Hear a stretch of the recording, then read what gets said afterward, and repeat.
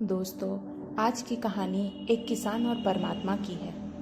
एक बार एक किसान परमात्मा से बड़ा नाराज हो गया। कभी बाढ़ आ जाए, कभी सूखा पड़ जाए, कभी धूप बहुत तेज हो जाए, तो कभी ओले पड़ जाए। हर बार कुछ न कुछ कारण से उसकी फसल थोड़ी खराब हो जाए।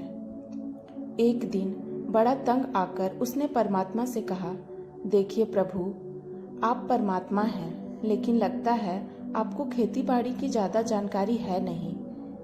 एक प्रार्थना है कि एक साल मुझे मौका दीजिए, जैसा मैं चाहूँ वैसा मौसम हो, फिर आप देखना कि मैं कैसे अन्न के भंडार भर दूंगा।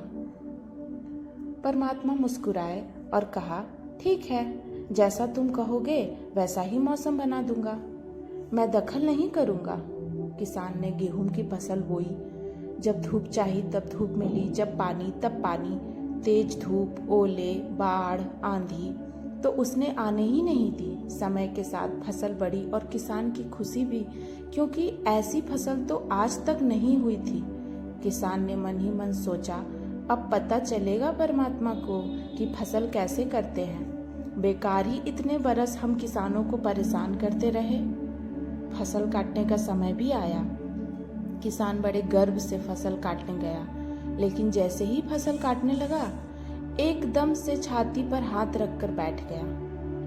गेहूं की एक भी बाली के अंदर गेहूं नहीं थी, सारी बालियां अंदर से खाली थी। बड़ा दुखी होकर उसने परमात्मा से कहा, प्रभु, ये क्या हुआ? तब परमात्मा बोले, ये तो होना ही था।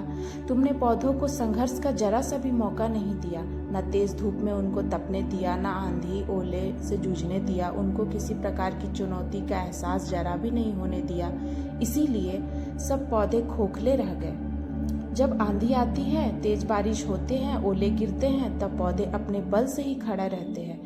वो अपना अस्तित्व बचाने का संघर्ष करते हैं, और इस संघर्ष से जो बल पैदा होता है वही तो शक्ति देता है, ऊर्जा देता है, उसकी जीवटता को उभारता है। सोने को भी कुंदन बनने के लिए आग में तपने पड़ते हैं, हथौड़ी से पिटने गलने जैसी चुनौतियों से गुजरना पड़ता है, तभी उसका स्वर्णिम आभा उभरता है, उसे अनमोल बनाती है।